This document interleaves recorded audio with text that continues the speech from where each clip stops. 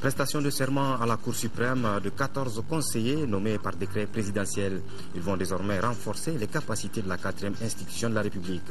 La cérémonie a été présidée par le professeur Dioncounda Traoré, président de la République par intérim.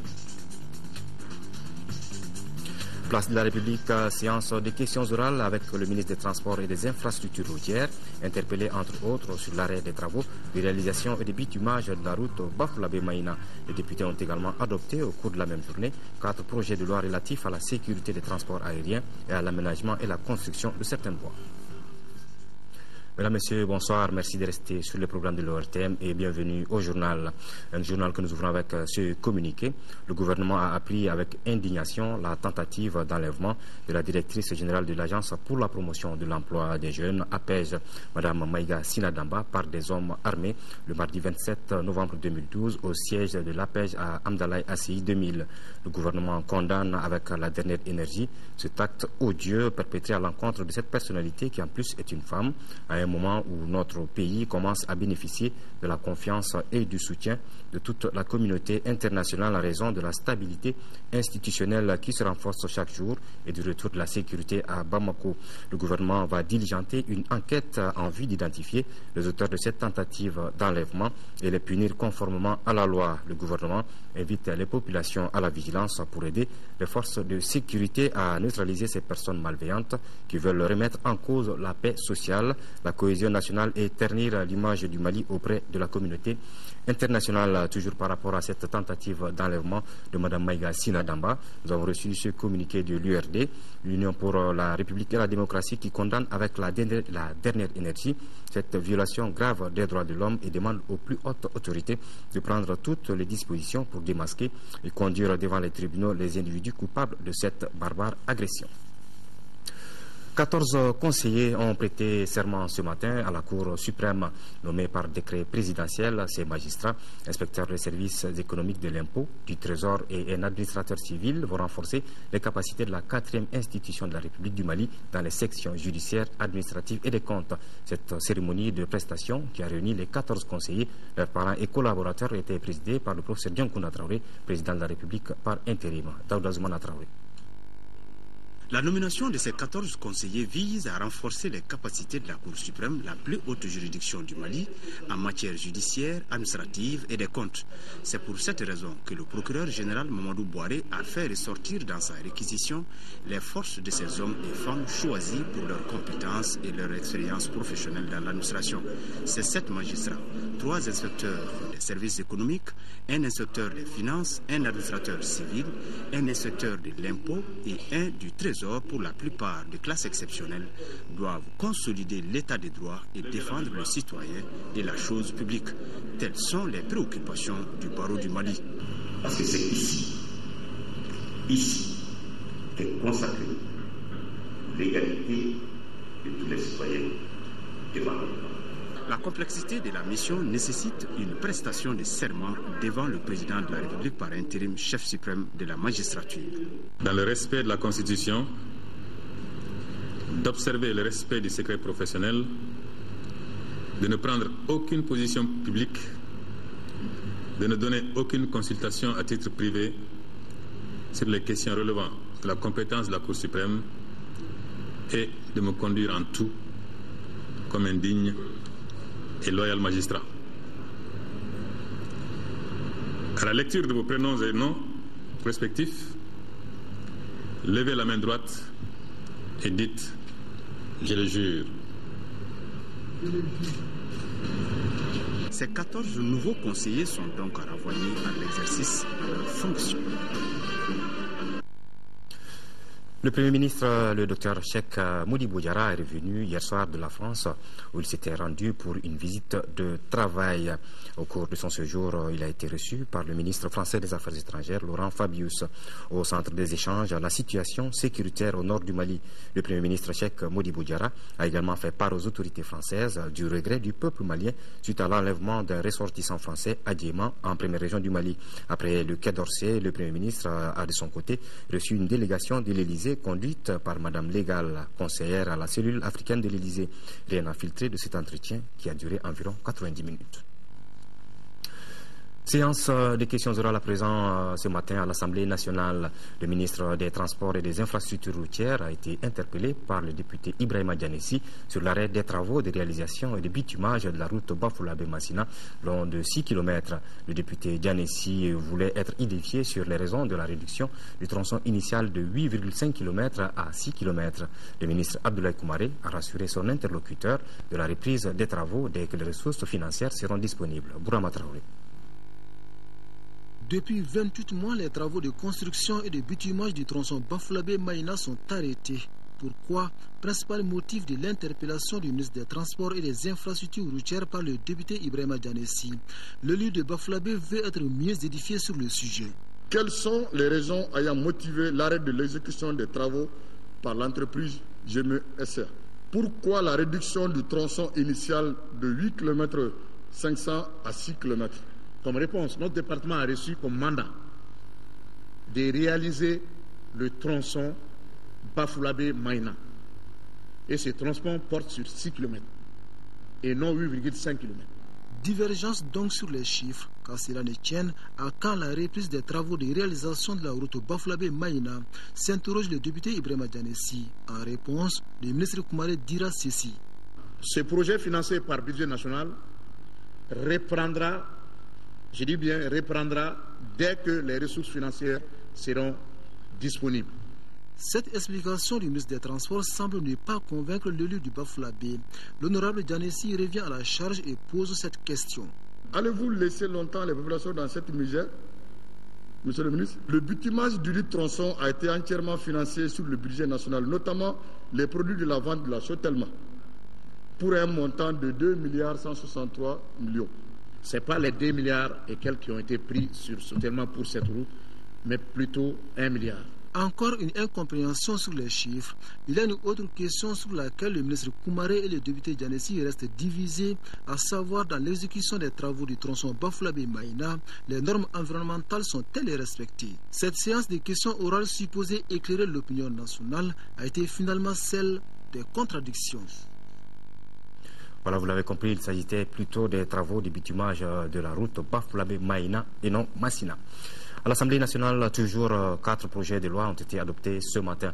Les 2 premiers sont relatifs à la sécurité des transports aériens et les 2 autres concernent l'aménagement en 2 fois 2 voies du boulevard du 22 octobre 1946 en 2 fois 2 voies de la Corniche, le renforcement de l'avenue du 5 septembre, la construction d'un passage inférieur au carrefour de l'ENSUP et le projet de construction en 2 fois 2 voies de l'autoroute Bamako-Ségou. Agibou Koulibaly.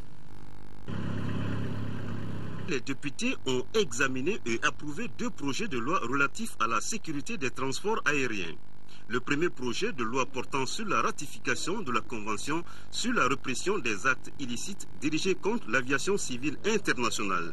Le deuxième a trait à la ratification du protocole additionnel à la Convention pour la répression de la capture illicite d'aéronefs. Ces 2 projets ont été approuvés à l'unanimité des 124 votants. Pour le troisième projet de loi portant sur le financement complémentaire du projet d'aménagement en 2 fois 2 voies du boulevard du 22 octobre 1946 en 2 fois 2 voies de la Corniche, de renforcement de l'avenue du 5 septembre et de la construction d'un passage inférieur au carrefour de l'UNSUP, les députés ont soulevé des questions relatives à sa réalisation. Il n'est pas question que quelqu'un qui quitte le pont FAD monte directement sur le pont des Martyrs, mais il monte sur la passerelle, c'est-à-dire l'échangeur qui est à la sortie du pont des Martyrs pour tourner vers l'ambassade de France et reprendre le pont des Martyrs. Comme on l'a dit, les financements, si on demande beaucoup de montants en général, les travaux ne sont pas acquis. Oui, la réalisation des travaux n'est pas acquise. Encore une fois, faute de financement. Ce troisième projet de loi a été aussi approuvé à l'unanimité des 129 députés ayant pris part au vote. Quant au quatrième projet de loi portant financement partiel du projet de construction en 2 fois 2 voies de l'autoroute Bamako-Ségou, les questions des élus ont porté sur la totalité du financement du projet et sur le dédommagement suite aux expropriations. Ces paysans qui ont été expropriés n'ont même plus 1 cm² pour cultiver, dans certains cas. J'ai cité des cas précis ici. Et au même moment, Des gens qui simplement se disent plus malins que les autres vont encaisser des centaines de millions. Ces terrains qui ont été achetés à 1 million, à 1,5 million, mais certaines de ces personnes vont être dédouanées pour 50 millions de francs CFA minimum. Ce quatrième projet de loi a été aussi approuvé à l'unanimité des 118 députés. Le ministre des Maliens de l'Extérieur et de l'Intégration africaine, Mme Traoré Roukiatou Guikine, s'est envolée ce jeudi pour Abidjan où elle doit participer à la 69e session ordinaire du Conseil des ministres de la CEDEAO qui débute demain vendredi. Parmi les questions soumises à cette importante réunion statutaire de la CEDEAO, outre le rapport du président de la Commission, le mémorandum sur la situation de l'ECOSAP au Mali, ainsi que le projet d'ordre du jour de la 41e session des chefs d'État et du gouvernement de l'organisation. Le retour est prévu le lundi 3 décembre prochain. Quant à la suite de son programme de prise de contact et d'assistance aux Maliens de l'extérieur au Tchad et au Cameroun, il fera l'objet d'un communiqué ultérieur. Organiser et informer l'opinion publique et les autorités politiques et administratives sur les difficultés que traverse notre pays, porter à la connaissance de tous sa désapprobation sur la conduite de certains actes posés pour la résolution de la crise du Nord. Tels sont les thèmes du point de presse animé par l'Alliance des démocrates patriotes pour la sortie des crises ADPS qui organisera le 1er décembre prochain une table ronde sur le Mali. Mohamed Doumbia. L'Alliance des démocrates patriotes pour la sortie de crise ADPS s'apprête à organiser le 1er décembre 2012 une table ronde relative à 4 engagements qui feront l'objet de discussions. Il s'agit du rejet du MNLA avec ses tendances indépendantistes, du rejet de toute négociation avec le MNLA et Ansardine, du rejet de toute proposition d'élection avant la libération des régions du nord du Mali, du rejet de la médiation actuelle de la CEDEAO jugée partisane. Pour la circonstance, 12 délégués par un regroupement de partis politiques et d'organisations fêtières prendront part à cette table ronde qui se veut inclusive et participative. La classe politique et les organisations fêtières doivent taire leurs divisions, doivent transcender les positionnements, les clivages partisans pour penser seulement à privilégier l'intérêt supérieur de la nation et du peuple.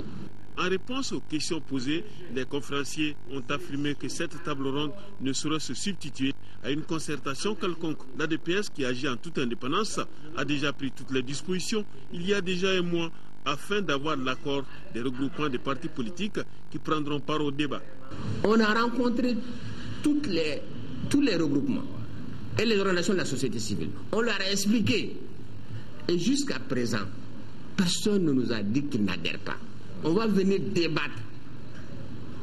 Peut-être certains, en venant, ont des positions contraires à nous. Quand nous allons venir nous expliquer, ils seront convaincus. Le document final issu de cette table ronde sera remis aux plus hautes autorités de la République pour information. La journée de réflexion de l'Organisation panafricaine des femmes OPF sur la crise du Mali a débuté ce matin à Bamako. Cette rencontre est organisée par le secrétariat exécutif régional de l'OPF. Le thème à l'ordre du jour, les différentes crises du Mali et le rôle des femmes dans la recherche de solutions. Il s'agit d'évaluer l'impact de la crise sur les femmes et les enfants et chercher les voies et moyens pour une sortie de crise rapide. Rachel Tessougé. Ce forum à dimension africaine est un cadre approprié pour s'informer, échanger et débattre sur la question du nord du Mali. C'est surtout un moyen d'approfondir la réflexion pour explorer les voies et mécanismes de sortie de crise. Au regard de la persistance du conflit, j'attire l'attention des organisations féminines ici présentes de saisir cette occasion pour approfondir la réflexion sur la base des acquis afin de pouvoir faire d'autres recommandations permettant au Mali et singulièrement aux femmes maliennes de sortir de cette situation. Le gouvernement s'engage à apporter son soutien à la lutte que mènent les femmes pour la paix dans notre pays. À nos sœurs de toutes les communautés des régions du nord du Mali, le gouvernement continuera à apporter son assistance sur le plan humanitaire, sécuritaire et politique. J'appelle toutes les femmes du Mali, celles d'Afrique et du monde, à se mobiliser pour que soient libérées nos sœurs des régions du Nord, victimes de guerre et de violence.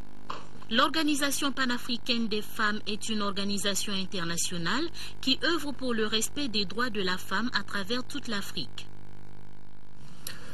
Le ministre de l'Action humanitaire, de la solidarité et des personnes âgées est à Addis Abeba, en Éthiopie, pour la 3e session de la conférence des ministres du développement social qui a démarré ce jeudi dans la capitale éthiopienne.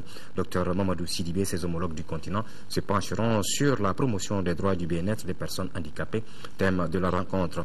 Une rencontre qui s'achève ce vendredi sera sanctionnée donc par une déclaration dite d'Addis qui va inviter les États à ratifier, domestiquer et mettre en œuvre les instruments internationaux et régionaux qui visent à améliorer le bien-être des personnes handicapées. À noter que la rencontre des ministres a été précédée de la réunion des experts. Comment accroître la participation des femmes dans les prises de décision pendant la transition? Quelles sont les actions à mener pour une meilleure prise en charge des conséquences des crises sur les femmes? À ces questions tente de répondre le Forum national des femmes.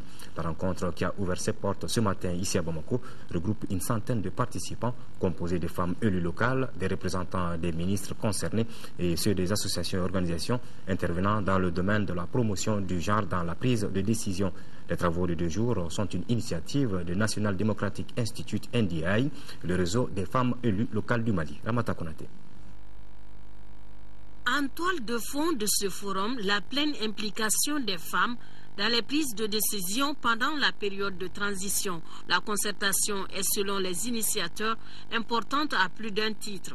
Ces assises qui vont le réunir, leurs conclusions vont justement permettre au caucus d'améliorer sa contribution à Dakar, parce que c'est un rôle de premier plan qui est attendu des élus locaux du Mali.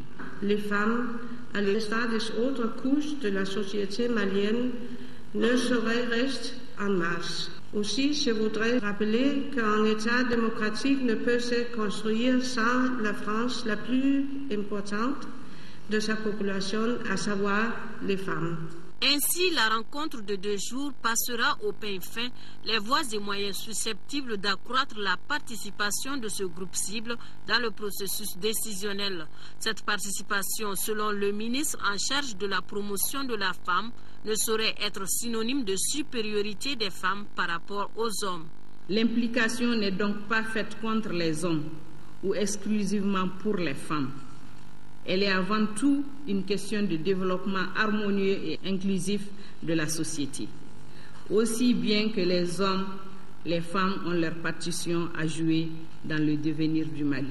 Les recommandations issues de ce rendez-vous seront soumises aux autorités du pays afin de contribuer au renforcement de la démocratie. À rappeler que le Forum national des femmes est une initiative de l'Institut national démocratique en collaboration avec le caucus des femmes élues locales du Mali.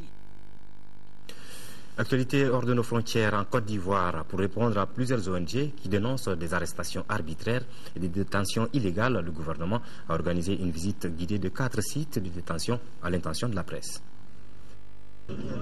C'est en convoi qu'une dizaine de journalistes a pu participer à une visite guidée de 4 sites de détention dans des enceintes militaires d'Abidjan.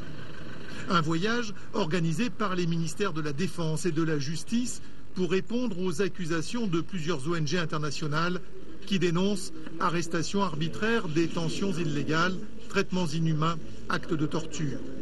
L'occasion aussi de sensibiliser les hommes de troupe. Nous sommes tous des potentiels prisonniers. Alors ce que nous ne souhaiterions pas qu'il nous soit fait, nous ne devons pas le faire aux autres. On doit traiter tous ceux qui sont dans ces situations délictuelles comme des êtres humains. Mais l'opération de communication s'arrête devant ses portes. Pas question de filmer l'intérieur des cellules, la transparence a des limites.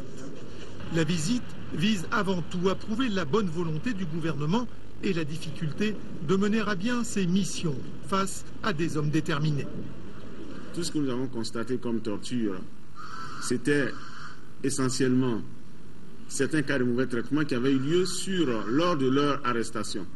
Je pense que vous conviendrez que dans les situations de crise et de combat, les arrestations ne se font pas comme si on allait acheter du pain à une boulangerie. Ensuite, les autorités reconnaissent quelques bavures et soulignent qu'une 40aine d'éléments est incarcérée en attente de jugement.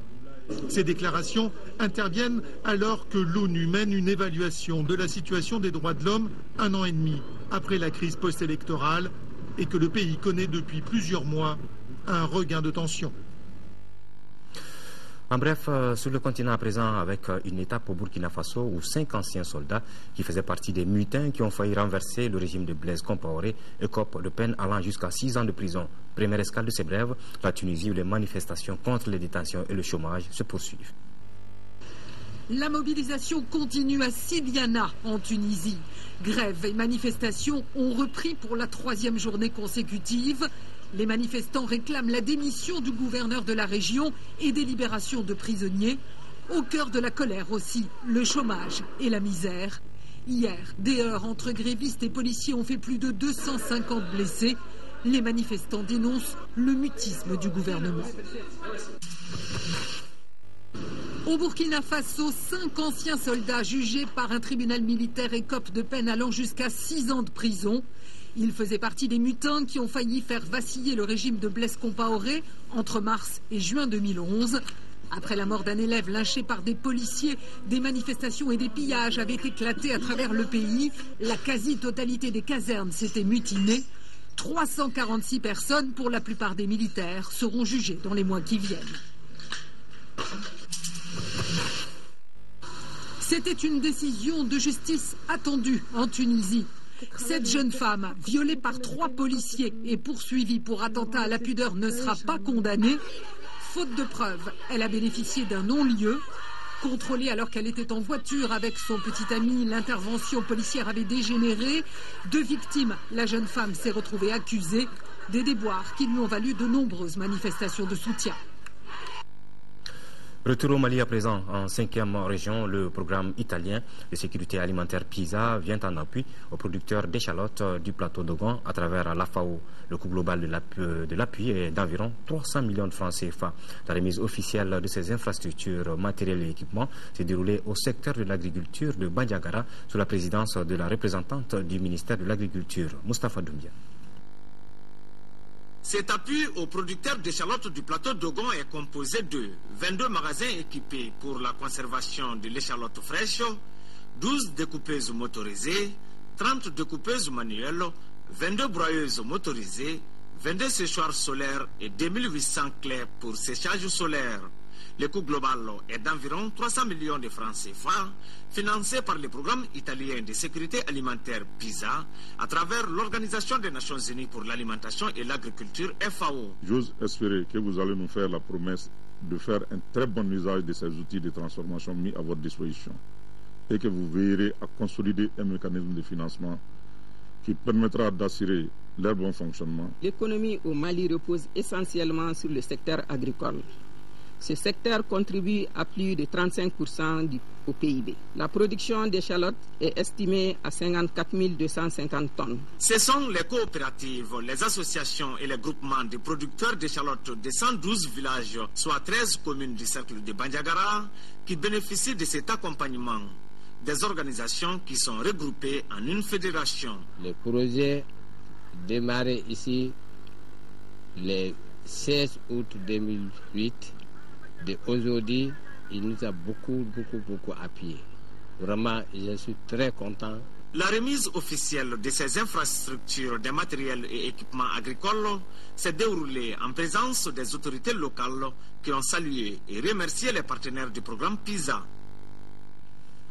La Fédération nationale des femmes rurales du Mali et leurs consorts de l'Association des organisations professionnelles paysannes AOPP ont signé ce matin au siège de l'AOPP ici à Kalabankoura une convention. Cette convention de partenariat de 3 ans permettra aux membres de ces 2 associations féminines d'entreprendre ensemble une série d'actions qui auront pour but d'unir leurs efforts pour faire face à leur développement. Abdraman Maïga.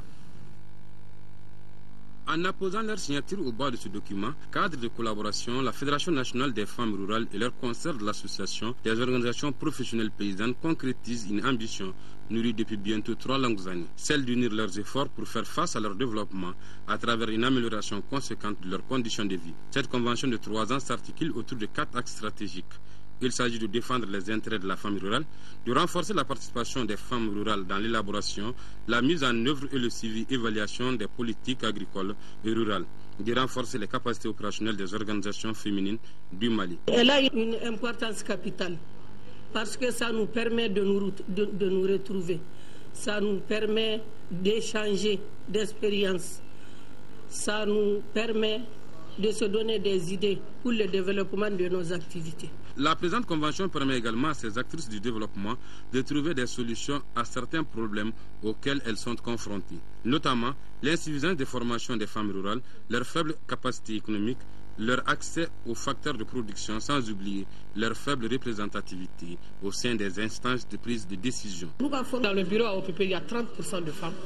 Vous ne verrez jamais ça dans aucune organisation. Ça veut dire qu'ils mettent les femmes vraiment au devant des ça. Et ils nous ont toujours accompagnés, même sans le partenariat. Toutes nos journées de femmes rurales, ils organisent des journées à côté de nous, avec les femmes, et partout dans les brousses. Donc vraiment, ça ne peut être que bénéfique pour nous. Avant cette signature, les membres du réseau des femmes de l'Association des organisations professionnelles paysannes ont suivi une session de formation de 3 jours axée sur l'entrepreneuriat. À travers cette session, l'Association des organisations professionnelles paysannes ambitionne de doter ses leaders d'associations d'outils indispensables permettant une réussite de leur entreprise. Le Conseil d'ingénierie et recherche appliquée, CIRA, vole au secours des enfants en situation difficile. Il vient en effet de remettre un don d'une valeur de 25 millions de francs CFA à l'association A Child for All, un enfant pour tous. Ce geste va aider cette association dans la prise en charge des enfants en situation difficile. Adama Kodjo.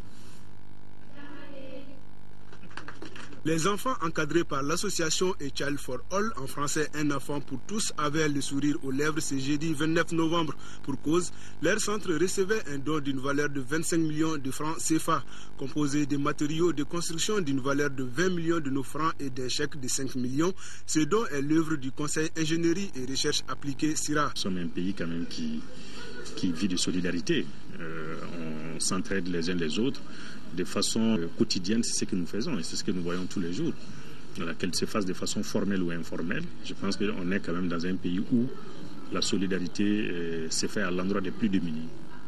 C'est une valeur sociale dont nous vivons et donc nous ne sommes pas en marge de ça. Pour les bénéficiaires, ce don permettra la construction d'un autre centre avec une capacité d'accueil de 100 enfants. Le centre actuel compte 12 enfants en situation difficile. Ce que nous faisons ici est vraiment important. Mais, je dis bien mais, les donateurs, c'est eux qui font l'essentiel de la chose. Donc ce don est extrêmement important pour nous. Non seulement ça va nous permettre de prendre en charge une partie des dépenses des enfants, mais aussi ça va nous permettre d'agrandir notre centre pour d'autres enfants qui attendent.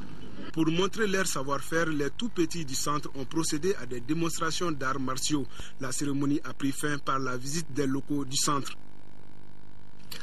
Journée portes ouvertes au service de néonatologie de l'hôpital Gabriel Touré. Save the Children et le service de pédiatrie veulent faire découvrir les efforts faits pour sauver les enfants nés avant terme ou avec un petit poids. C'est dans la mouvance de la journée mondiale de la prématurité, célébrée le 17 novembre de chaque année. Ici, la méthode kangourou est utilisée pour accompagner les prématurés dont l'état de santé s'est stabilisé. À l'hôpital Gabriel Touré, on en enregistre 10 à 15 par jour. Tchessira Emmanuel Dambélé.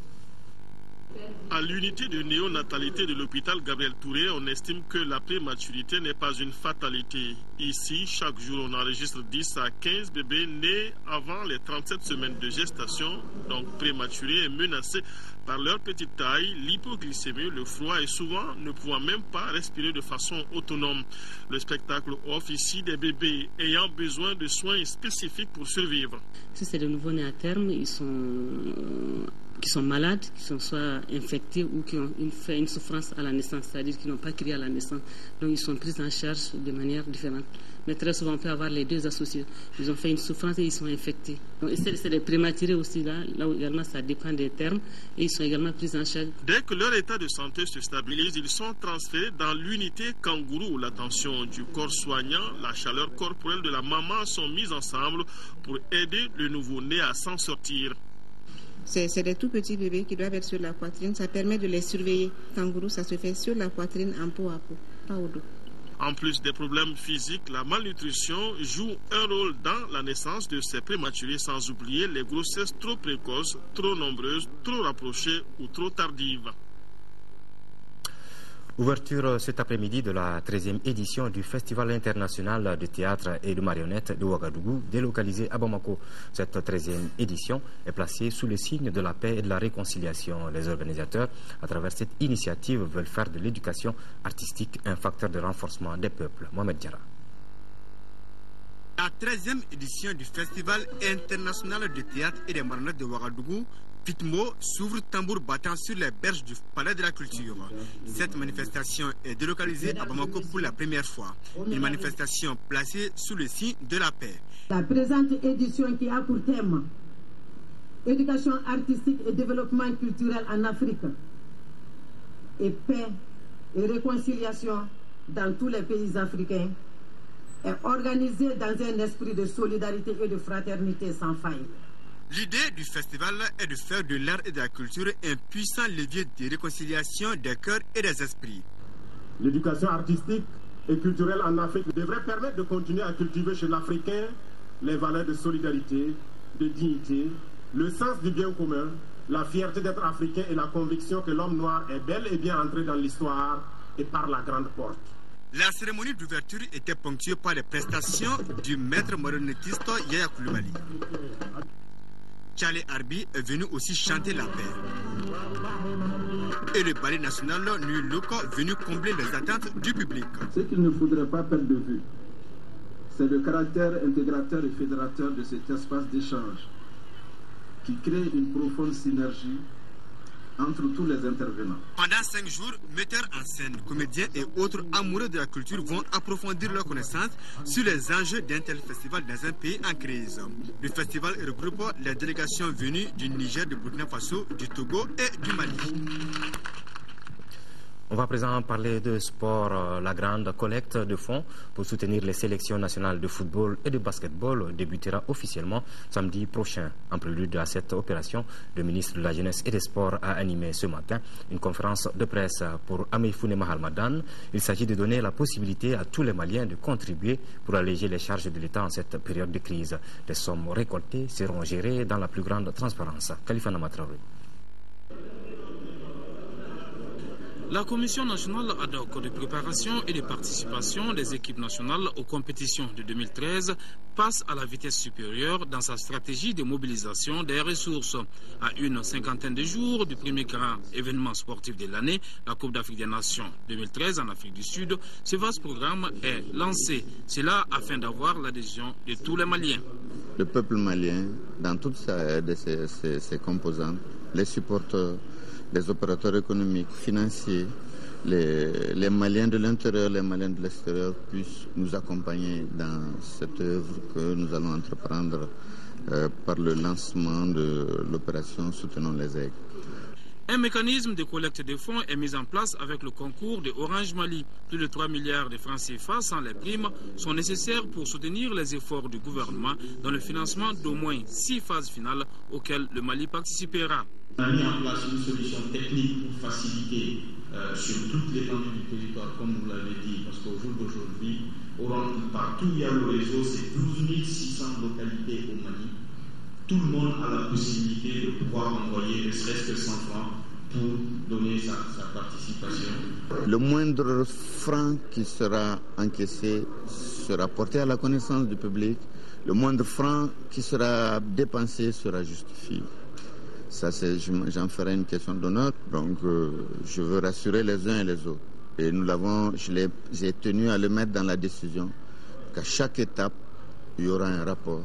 Ce rapport sera remis au gouvernement et à chaque étape, le public, à travers les médias, sera informé de l'utilisation des fonds. Depuis quelques éditions, la Coupe d'Afrique des Nations devient un véritable casse-tête pour la télévision africaine, obligée de débourser plus de 650 millions de francs CFA. Le ministre de la Jeunesse et des Sports en appelle à l'apport de tous afin que les Maliens puissent suivre l'événement dans les meilleures conditions. C'est aussi dans le souci de rendre visibles nos actions, de rendre visibles nos compétitions que nous faisons cette collecte. Si les Maliens décident de nous accompagner, nous aussi, nous aurons l'obligation de contribuer pour qu'ils puissent voir en direct leur match, ou en tout cas qu'ils puissent le voir dans des délais raisonnables. Le lancement officiel de la grande collecte des fonds est prévu ce samedi au cours d'un dîner gala. Toujours en sport, cette fois-ci sur le terrain. En match en retard de la première journée du championnat national de Ligue 1, l'AS Real de Bamako a battu l'Atar Club de Kidal par 6-1 ici à Bamako. Dur apprentissage pour le promu. Et puis nous célébrons le 1er décembre la journée mondiale de lutte contre le sida, une célébration qui intervient au moment où l'on note d'énormes progrès dans la lutte contre la pandémie à travers le monde. Qu'en est-il au Mali? Pour répondre à toutes les questions relatives à ce sujet, l'interview de la semaine reçoit ce soir Malik Sen, secrétaire exécutif du Haut Conseil national de lutte contre le sida. Un entretien à suivre après ce journal. Voilà, point final à cette édition. Merci de l'avoir suivi. Demain à 10h et 13h, retrouvez Amadou Sankaré. Je serai là dans les éditions du soir. Merci de votre fidélité. Merci de rester de cœur et d'action avec nos compatriotes des régions du Nord vivant sous occupation. Ne les oublions pas. Bonsoir.